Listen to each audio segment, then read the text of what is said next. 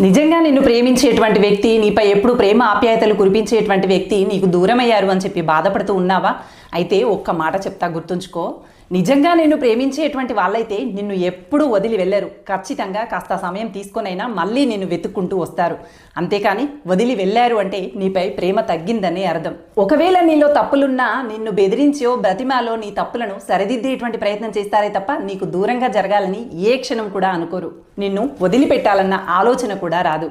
నీతో ఉండి నిన్ను సరిచేసుకోవాలనేటువంటి ఆలోచనలోనే ఉంటారు తప్ప నిన్ను వదిలి వెళ్ళిపోవాలని చెప్పి అనుకోరు.